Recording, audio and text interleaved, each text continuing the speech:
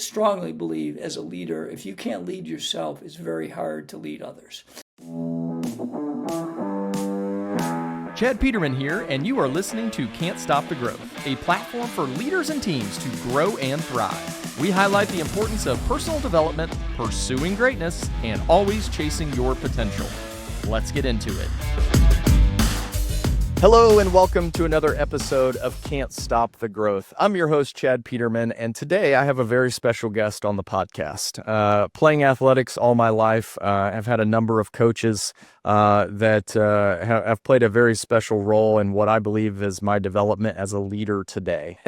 Had so many great leaders as coaches, and when you're younger, not every day do you pay attention to the lessons that you're learning in the moment. I think it's only when we reflect back on the lessons that we learned and the different, pieces of adversity that we faced and victory and defeat and all of those things that we learned playing athletics, do we realize the important role that coaches have played. And today we have a very special coach on the podcast. So without further ado, would like to welcome Coach Jim Johnson to the podcast. Welcome to the podcast, Coach. Thanks, Chad. Looking forward to it. Yeah, I'm excited. I was preparing earlier this morning and reading through your story, and wow, our listeners in for a treat.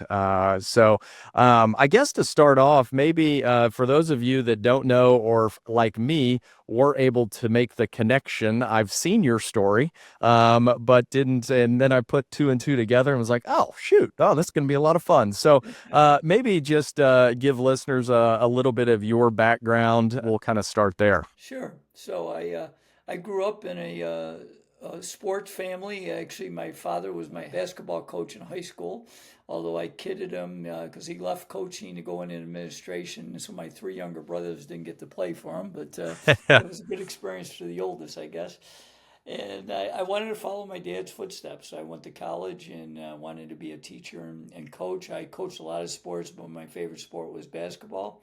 And my dream was to be a head coach as soon as I could in high school. And actually, my dream came true pretty quick, Chad. At 25 years old, I became a head coach at a school about 20 minutes from where I grew up in Rochester, New York. And I did such a great job. I led that team to 17 consecutive, yes, you guessed it, losses. And I was on an interim position, and they decided not to renew my contract. I guess in other verbiage, it would be called "you're fired." And it was a pretty humbling experience. But fortunately, I got a mentor the next year. I got called by a local junior college coach. His name was Bill Van Gundy. And for your listeners that follow basketball, his two sons ended up being head coaches in the NBA. So I did get some good guidance. But my dream was I wanted to get back in the high school level, and I was able to coach at a smaller school. I grew up in a big district called Greece, the largest suburb of Rochester.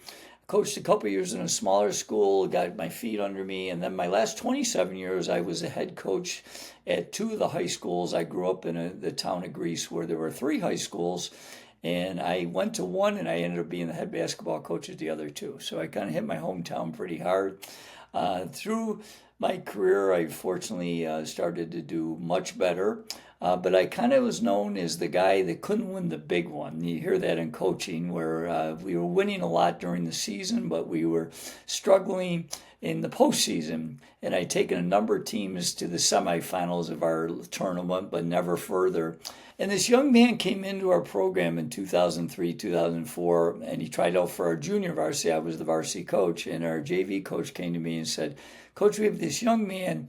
He's not very good. He's very small in stature. He's like 5'6", 90 pounds. He's on the autism spectrum, and he's also learning disabled. But man, you always talk about having people that are passionate about basketball and are we over me guys, and he's got both those characteristics. I want to keep him in the program." And I said, "Well, what do you got in mind?" He says, "I'm going to offer him the team manager's job and let him practice with the team." And that's what he did. And in our situation, and I think in a lot of high schools, the JVs play before the varsity. So I got to know his name was Jason McElwain. Everybody calls him J-Mac now, a name that I tagged him because I couldn't pronounce his last name. But fortunately, he liked it. And I started getting to know him a little bit because he would come to the JV and varsity games. But the thing where it really touched me is between the sophomore and junior year, he really wanted to make the varsity the team I coached, and he came to everything in our off season.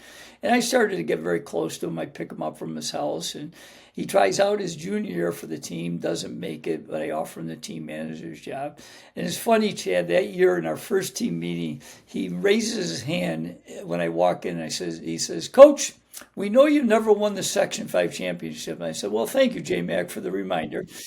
He says, but we're going to help you do it this year. And I said, well, how's that? He says, well, we know you love slogans and quotes. So our slogan is to stay focused and help you win this sectional championship. Well, we had another good season, Jason's junior year. We got to the semifinal now for the sixth time in my career, Chad, and we lose at the buzzer to our crosstown rival, and we are devastated.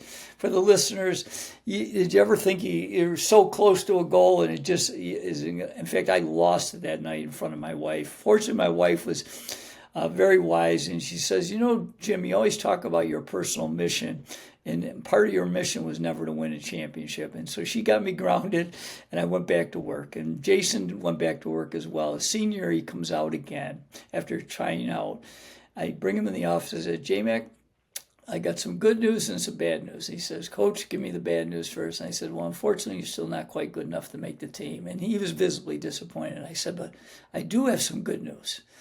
And he goes, what's the good news? I said, well, for senior night, which is where we honor the seniors at our last home game, I'm going to give you a uniform and hopefully get you in the game. Where he was pretty excited about that uniform idea. In fact, periodically he would ask me about that uniform. And of course, I define periodically as about every other day. He was pretty fired up. Well, the interesting thing is I ended up writing a book about it called A Coach and a Miracle, because we struggled. Our team started off with the two wins in a tournament, and then we got divided. And it's too long a story, but the bottom line, think as a listener, I know you said you played a lot of sports. How well did you play on a team that didn't get along? And our team really was divided, and because of that, we lost 3 out of our next 5 games, and I was beside myself. But J-Mac was kind of my anchor, and a leadership tip I want to share with everybody, and something I learned, is after losing 3 out of our 5, we were going in this Christmas tournament, and the host school was really good. And we won in the opening round, and the host school beat this team by like 40 points that we had barely beaten 2 weeks earlier. So the next day we had a short practice because we were during Christmas break, and I did something completely opposite of what I normally did. Normally we would come in, we'd get some basketballs out, do some shooting, and go through some plays and get ready for the game. But I knew that wasn't going to work. So I shocked them. I sat them in the bleachers, never brought a basketball out, and I said, guys, I don't want to go to the game tonight. And they were shocked. What do you mean? And so I tried to inspire them a little bit, tell them, how about J-Mac? He's never, made the team, yet he's here every day. He wants to help the team. But the best thing I did, and here's my leadership tip for everybody, is I became vulnerable. And I said, guys, I don't have the answers, but you do. You got to be willing to share. And I sat there quietly, and finally one of our players shared an idea. And by the end, everyone had shared their thoughts, and they knew they were being heard. And that night it manifested, even though we never brought a basketball out during that practice. And we played a great game against the host school, Fairport, but we lost to them in overtime. But it really spurred us. We found out if we unite again, we could really still salvage this season. We win 8 of our next 9 games going into senior night. I give J-Mac his first jersey 2 days before the game. In fact, there was a rumor going around school that he slept in it for 2 straight nights. He was pretty fired up. And senior night, just for your listeners, is what we do is we recognize our seniors and bring out their parents or guardians before the game, and then we play the game. And it was really cool to see. In fact, it's a memory I always cherish, to see J-Mac embrace his parents in number 52 that was way too big, but he didn't care. And to see him embrace his parents was really cool. Well, the game gets on. And one of the things I knew is I wanted to get Jason in so he could hopefully score a basket, but I knew that I had to get all the other players in fairness, because he wasn't a regular team member. So I got everybody in going into the fourth quarter. So with about 4 minutes and change, I stood, I pointed to him, he nearly ran on the court. He was so fired up. And then he walks on the court, And what touched me deeply is we had a really good student body following. They called themselves the Six Men. But what Jason and I didn't know, one of our parents, he was kind of an unofficial photographer, he had made all these pictures of Jason's face and put them on paint sticks like placards and gave them to the student body. So when Jason walked on the court for the first time, they showed all those pictures. And Mr. Macho, me, I got so overwhelmed with emotion, I sat down and tears started to flow down my face. I was profoundly touched. The game now begins with J-Mac in his first varsity game.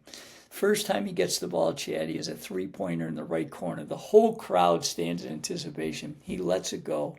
It misses by like 6 feet.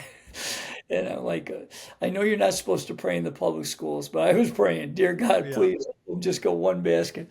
Our next possession, Jason gets the ball and he has a much shorter shot. And this time he shoots it and it hits the backboard, hits the rim and falls off. And the crowd groans. I'm thinking, all right, we're getting closer. Next possession, his teammate throws the ball to him. And this time he has another three-pointer from the right wing. He lets it go. Magic. It goes in. The place erupts. And I'm thinking to myself, God must be a basketball fan. Not only has he scored, he's got a three-pointer. It can't get any better than this, right? Wrong. For the next 3 minutes, J-Mac turns into his boyhood idol, the late, great Kobe Bryant. And he starts making shot after shot. And before I close the story, 5 months after that game, Jason's at the ESPY Awards. He's up for the greatest sports moment of the year. And I kid you not, one of the other finalists for the same award was his idol, Kobe Bryant. Kobe had scored 81 points for the Lakers in a game that night. Jason meets his idol and beats him out for the ESPY.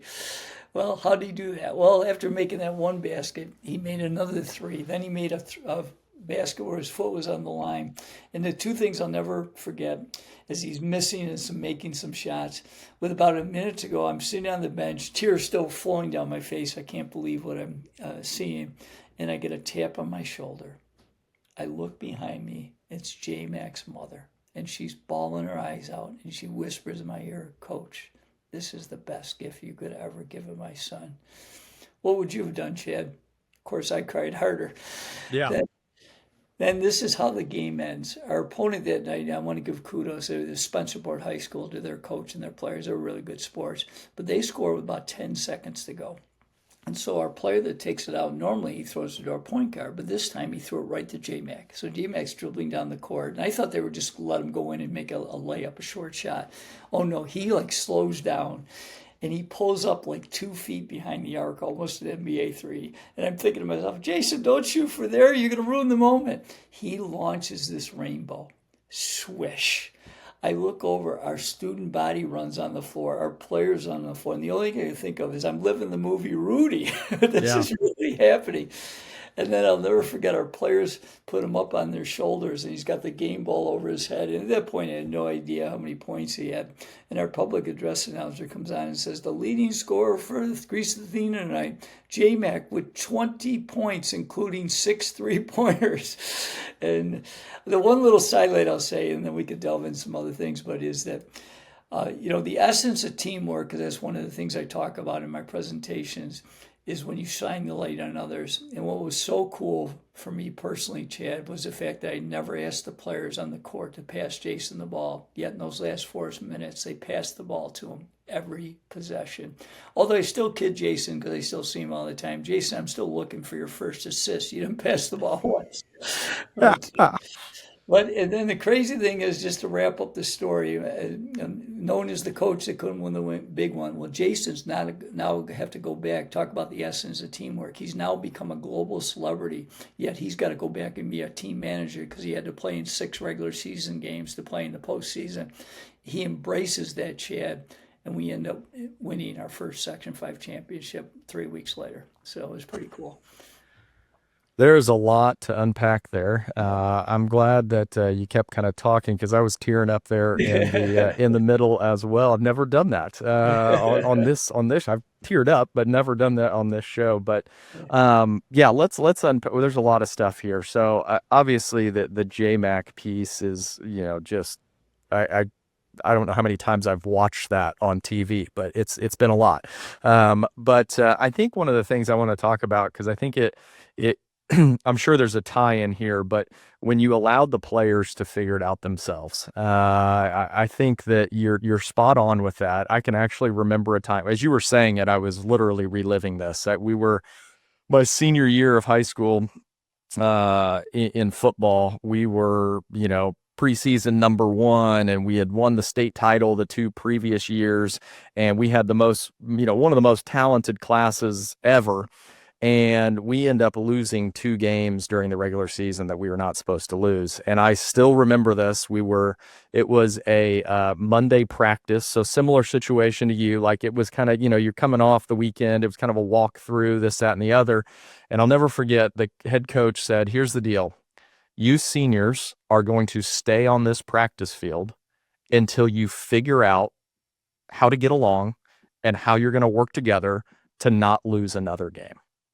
And so we sat out there, and it was dark. I mean, we probably were out there and there were quite a few seniors on that team, probably 25 to 30. I can't remember the exact number, but we sat out there for probably an hour and a half, 2 hours. And just to your point, everybody, like you tell us, everybody say their piece. Like what is, and there was a lot of, we had some really good players, and then we had, some role players, and it was like, well, these guys are prima donnas and this. And it was just like, once you aired it all out there, all of a sudden everybody was on the same page. Like there's no reason to hide all this and I just think that as a leader that, you're used to being in control, and you give up control. So tell me a little bit, let's dive into that. Like what were some of the things that the players were saying? Like what was the, cause I'm assuming that with most teams, when there's dysfunction, it's all usually the same stuff.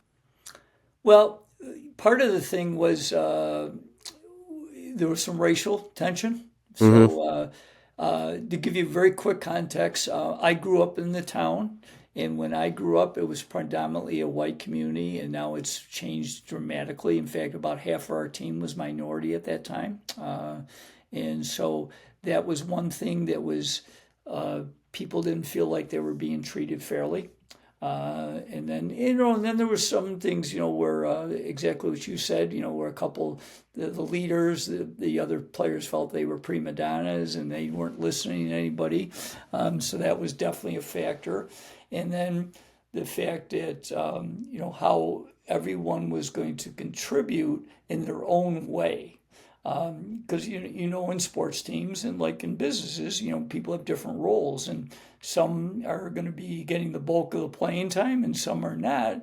But if you're going to have a great team, that everybody has to be a part of. And the one thing we always talked about, but weren't doing well that year, is be great in your role. And most people were not being even good in their role, and that was something that we really started ironing out after that meeting. Yeah.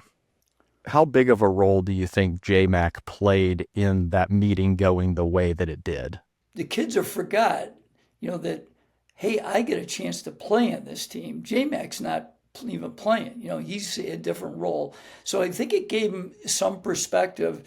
The other thing that Jason did very well that most of our players were not is modeling the behavior we're looking for. He came Yeah. in every day with a great attitude. He was always willing to give first, like he'd stay after practice and rebound for guys and do anything he could. He'd invite them over to their house and he'd bring up goodie bags. I mean, he cared deeply, and that was something we had lost. We didn't care enough about each other.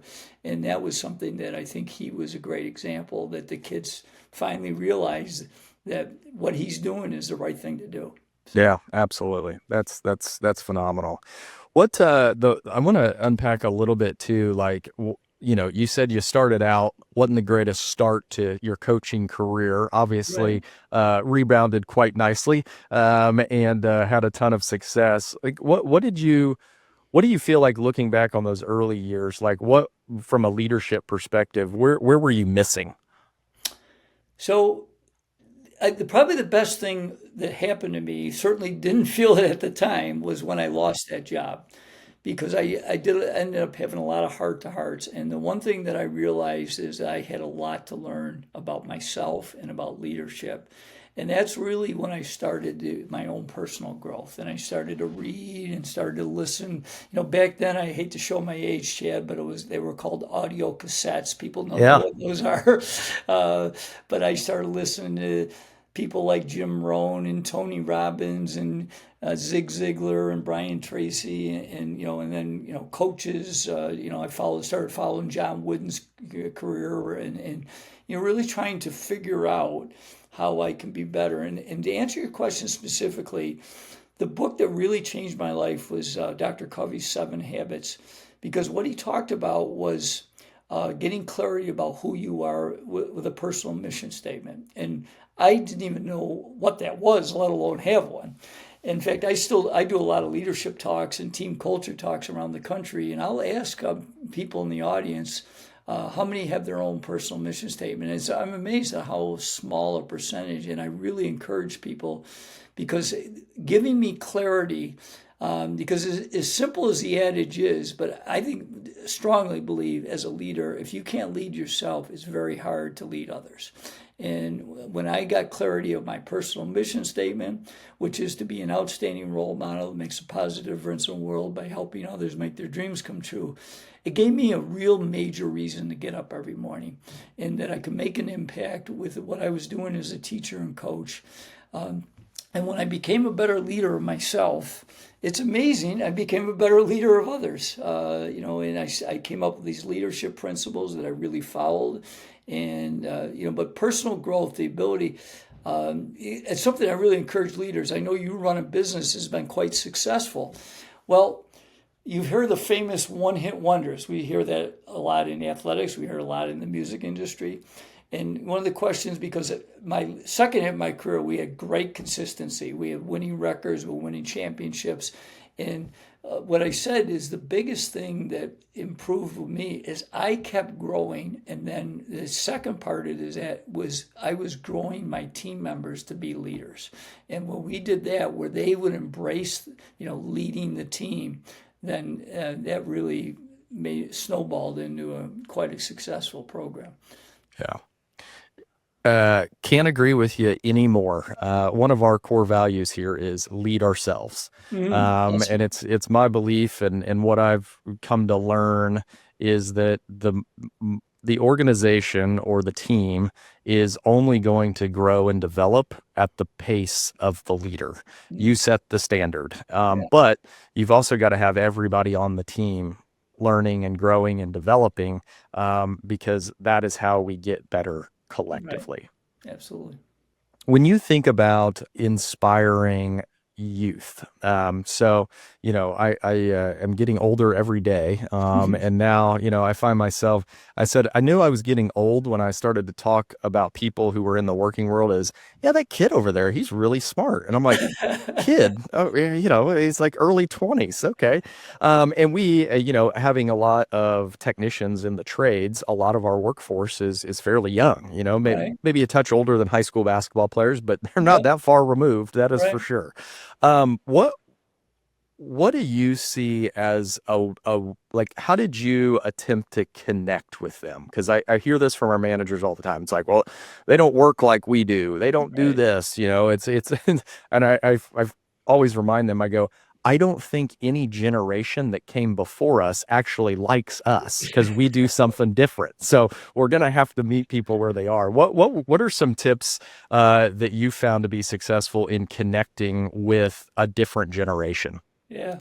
Well, so well said, because I'm from the baby boomers, and people before me thought we didn't work very hard and all that Yep. good stuff. So it's classic that you said that. So I think the one thing is I'll say the redundant thing first is you got to keep growing as a person and learning and really be curious. The one thing that I really try to teach leaders is the 3 R's, and we're not talking about the educational 3 R's of reading, arithmetic, and writing. It's relationships, relationships, relationships. So I think the first thing is you really got to be curious. And I call it the leader being the CQA, the chief question asker. That you got to be asking a lot of questions. And give you an example. The second half of my career, for most of my career, my leadership team was my captains and my staff. I would have a captain's meeting usually every Monday. And when I first started, it was all about my agenda, and we had to do this and this. The second half was all about me coming in with questions, hey, how's the team doing? How can I be a better coach this week? Is there anybody on the team that's hurting that we need to give some help to right now? And just asking them. And so they really felt empowered as team members and as leaders of the team, that they had some real say on this team and organization. The other thing is being able to make adjustments in the fact that as technology moves, which we know moves pretty quickly now, like for example, I was a big guy, I would call my players. Well, towards the end of my career, they never picked up. But if I texted them, they would immediately respond. So, Yep. so as the leader, you got to be, find where your people are and what's the best way to connect with them. And the final thing I'll say to that is you still, in the 3 R's of building relationships, I think you really got to make sure you have intentional time of spending one-on-one with people, and getting to know them. And like one of the team activities we did, we called it "If You Really Knew Me," and we would ask everybody on the team to share in front of everybody else something that they didn't think anybody on the team knew about that. But another way we did it is we would do it in partners. So they would share something that they knew their partner didn't know about them. And then, we teach them communication skills. So the other partner then would have to share what he heard from Johnny or Joe in front of the team.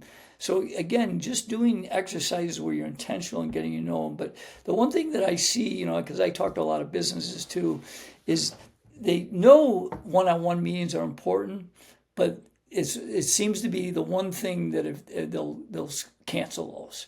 And I just think that is so important, from just quick check-ins with your people to intentional meetings one-on-one.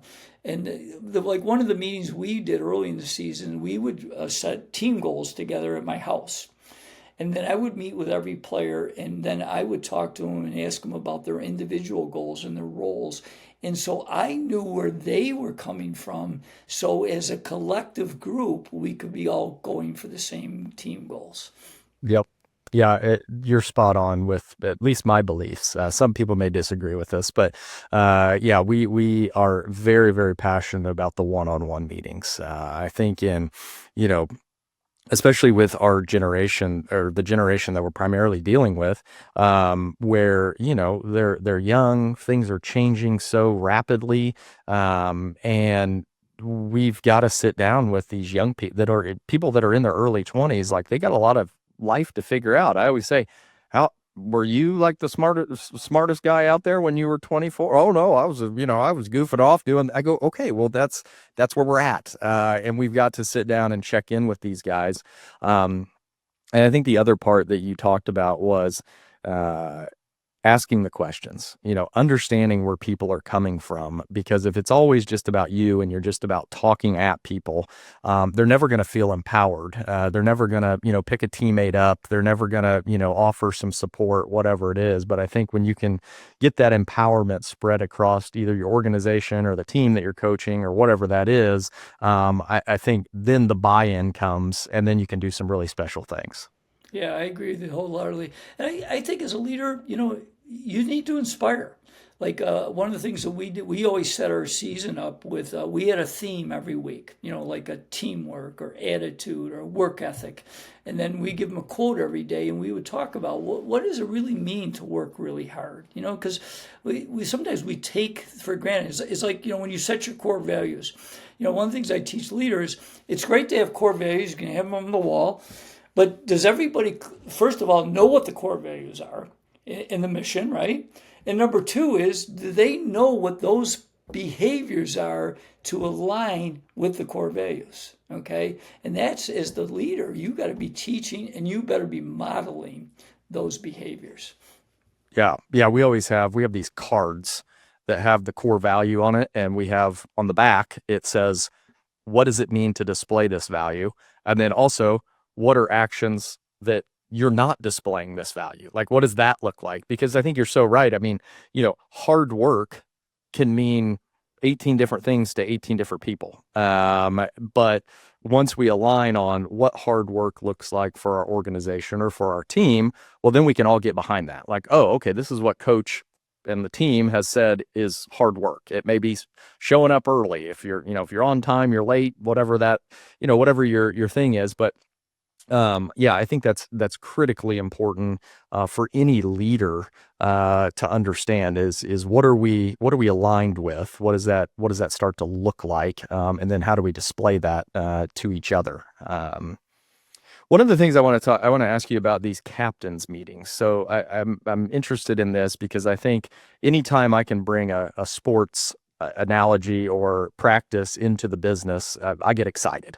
And we're actually, I was just in a meeting and we were talking about, how our plumbing team is broken up into 4 different teams because they're getting bigger. And so it's easy for people to get lost. And then we have 4 team captains who are kind of inspiring. Tell me a little bit more about, you mentioned the captains meetings, asking questions, making them feel empowered. What were you looking for in a team captain? And did like the team nominate them? Did you pick them? What did that look like? So that's a good question. I did always give them the opportunity. We did vote.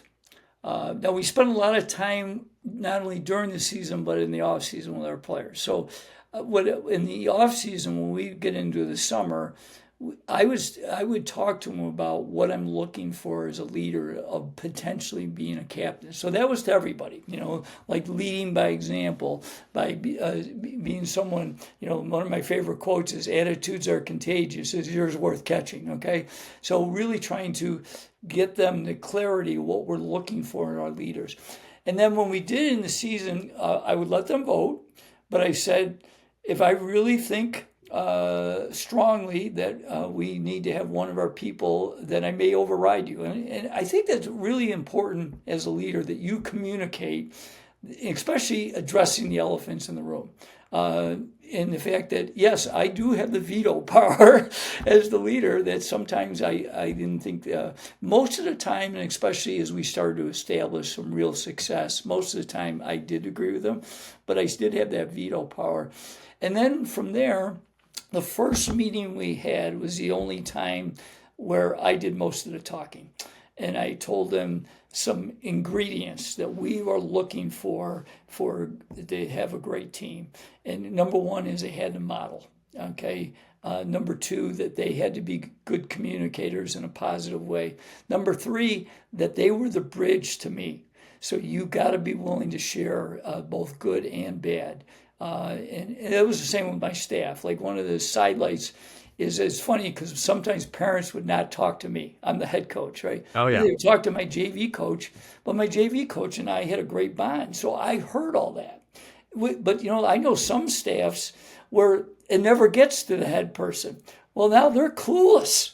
And so that's why communication is so important, that you keep that going, and that, they talk about safety, right, in the workplace. And I'm not talking just physical, but mental safety, but you got to build that in as part of your culture so people are willing to share things, both positive and not so positive, because that's how you learn.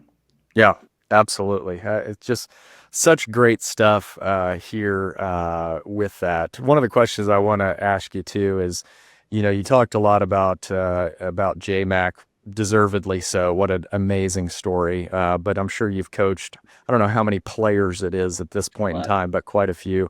What do you and I'm sure you probably interact with some of your former players here and there. What are the common threads that, really give you kind of that, just really good feeling? Like what do players come back and talk about their experience playing basketball for you and how that's helped them in their life? I think it's so important, as leaders, we see examples because a lot of leadership is delayed gratification. yeah. It's not, oh, I poured my heart and soul into this kid and I don't ever think he got it. But then, 5, 6 years down the road, he's like, he gets it. And you're like, and he comes back and tells you. So what are some of those things that you've heard over the years from former players? Well, I think in general is that, because one of the things that I'm talking about, like building a culture, is that I believe that it has to be both challenging and caring. So it was not easy to play in our program, but they knew that they cared about us, or that we cared about them, I should say, as coaches. And I'll give you a story. So my last season, I had a kid that was a pretty good player. He ended up going to the University of Vermont. He had a great career. And not in my wildest dreams, Chad, he actually ended up playing 2 years in the NBA. And he played actually a year with Golden State. The fact that he was on the same court with Steph Curry and others was a pretty amazing thing to see him. He's now playing in Italy. But to illustrate that, to kind of put it all together, was after coming home from his second year in the NBA, he met with myself and my assistant coach that took over for me after I retired. And he said something that I'll cherish for the rest of my life. When he was talking to my assistant, at the table, we were eating lunch, and he says, Coach knew a lot of basketball, but what I loved the most about him was I knew he cared more about me as a person than he did as a player. And I was like, that's what I was trying to do. So I can't say that every player felt that way, but it felt pretty good that somebody shared that. So Yeah. Well, and I think that speaks to the why. It speaks to your personal mission statement. And I think that's why it's so important, because there's got to be a bigger why than just winning basketball games. Right. Like, that's not like, yes, that is the product of all the hard work that you put in. But, when we're dealing with the youth and even when we're dealing with people in our own organizations, it has to be, and it has to be visible. Your actions speak louder than your words about how much you care for people. And, Right. I always say it around here is, we may put in furnaces and water heaters, but at the end of the day, I just want that to be a conduit so that you can go chase your potential and accomplish your wildest dreams. And if we can keep that front and center, it makes those hard days a little bit easier, makes the good days a little bit better. And the hope is as a leader, is if you think about if you had a number on the number of basketball players that you coach, let's just say it's 1,000. Mm-hmm. It's 1,000. I would assume that your goal is for your leadership to have touched tens of thousands by all of the people that those 1,000 came in contact with over the course of their life, and, Right. probably parents and spouses and all of that stuff. Yeah, without a doubt. And, sometimes you forget that the meaningful connections that you make can help or hinder people so much. And certainly I'm very proud, when I'm invited to one of my players' weddings, or, just to see them family. If you want to, I'll tell you another story that's kind of inspirational, if you don't mind. Before I took over at Greece Athena, where the JMac story, I coached at one of the sister high schools called Greece Olympia.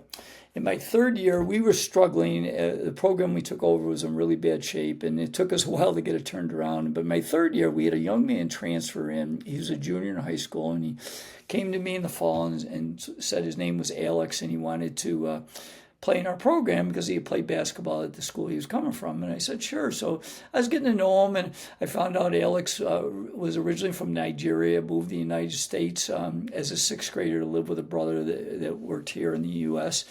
And so we're starting to get to know each other. And one day I asked Alex, I said, so Alex, you got any big dreams for basketball? And he said, yeah, coach, I want to get a full basketball scholarship to here in the U.S. And I said, well, Alex, you're a good athlete, and if you work hard and you have a good attitude, I think there's a chance, And I wouldn't say that to every kid, because most kids can't get a scholarship. And well, the interesting thing is, a week before we start his junior season, I'm up at the school. We had an open gym where the kids were coming in and do some shooting before getting ready for the season. And I get a knock on my door. I was in my office, and Alex walks in, and he's all distraught. And I say, Alex, are you okay? And he starts breaking down. He starts crying. He says, Coach, I went home after school today. My brother told me that we got to move for his job. Coach, this will be the 4th high school in 3 years. I like it here. Is there any chance I can stay? And I was like, geez, Alex, I don't know. That weekend, I go to a family function. I bring up Alex's dilemma. And my aunt, my mother's sister, her name was Midge, says, well, Jim, I can take him in for a week until we find a place for him. And, of course, that 7 days turned into 7 years, Chad. And he lived with my aunt. But the ironic thing is, the 2 years he didn't play very well. He had some attitude issues. He didn't work really hard. And he had some good games, but not enough to warrant a scholarship. But I'll never forget, after that senior season, my aunt invited me over to the house, and she goes, Alex, between myself and Coach, we've been on you because we know you have so much more potential. You got a chance to prove it to us. You can go to this prep school, but you got to change your attitude and work ethic. My aunt was so wise. Well, he gets to the prep school, Chad. He hits the epiphany. He wakes up. He works really hard, changes his attitude, has a great year at the prep school, and he gets a full basketball scholarship to a Division II school. But it doesn't end there. At this school, he has a great career. He ends up being Senior Athlete of the Year. But it doesn't end there. He ends up interviewing for jobs, and he takes a job at MTV. And at MTV, he starts working for a few years, and he realized that MTV at that time had very little presence in Africa, where he's from. So he starts talking to the higher-ups, and a few years later, he gets named MTV Vice President of Africa Operations. And 6 months after that, my aunt calls me one day, Chad. She goes, Jim, you got to pick up Forbes magazine this week. I said, yeah, Midge, I don't read Forbes. I read Sports Illustrated. She says, we're going to read Forbes this week. I said, why is that? Because Alex is on the cover. So you just never know the impact you can make on people. So what you're doing day in and day out makes a huge difference to people, for sure. Yeah. Wow. What a story. That's unbelievable. And I think it just speaks to people who embrace the calling of making someone else's life better. We're repaid at some point. And it's not about the payment up front. It's about seeing the success of people. And, there's no better stories. We have our weekly kind of sync up with all of our regional managers. And, I told them at the beginning of the year, I said, here's the deal. We have a lot of people on our team, and there's people at the bottom of the totem pole, there's people at the top. But what I know and what I believe is there's people all over the spectrum that need our help, and we need to help them. And we can go hit budgets and numbers, but it's the individual stories of, hey, and it always starts out like this. Hey, Bill just it's like a light switch went off. And I'm like, no, a light switch did not go off. That is the result of just constant support and mentorship from you guys as leaders. That's what this is all about. It's about taking, a guy who is struggling or has an attitude issue or work ethic, and we work with them and we work with them and we work with them to the point when they realize that this person is not giving up on me. They will not let me fail. Right. And what I tell all of our managers is every person on your team needs to know that you care as much or more about their success, because at that point in time is when they will run through a wall and do amazing things. And I think that example proves it out. Yeah. Well, I know you're a John Maxwell fan, and I know one of his quotes, at least attributed to him, is people don't care how much you know until they know how much you care. So 100%. Yeah, 100%. Yeah. Well, Coach, I can't thank you enough for spending a little bit of time. Thanks for all your wisdom and guidance. This was a great honor to get to talk to someone like you who has been a consummate leader. And it's my belief that the more we lean into leadership and helping other people, great things happen to those people when we continue to strive to put others first. So I guess before we end, I've been on your website and looked. What's the best way for people to get in contact if they want to talk more with you about leadership and learn from your great example? Yeah, so thanks. Yeah, probably the best is my website. It's coachjimjohnson.com. That way I wouldn't forget it. And on that, we do have a free weekly blog I write, and also a free newsletter. I have some videos and that kind of thing. And down the road, hopefully I can get you, we have a podcast as well. Going back to my story of when I got fired at 25, we have a podcast called the Limitless Leadership Lounge, where we've interviewed people. And my goal is to help young and emerging leaders. So yeah, that's well, I would be honored to be on there with you. And again, thanks for the time. I know this is going to help people who really want to lean into your example and what you built. So thank you so much. Thank you, Chad. It was a pleasure and a privilege. Thanks for tuning in. If you'd like to connect with me personally, you can find me at chadmpeterman.com. To see what our team's up to, you can visit petermanbros.com. Don't forget to check out the YouTube channel and consider joining the CSTG Arena. As always, keep growing out there.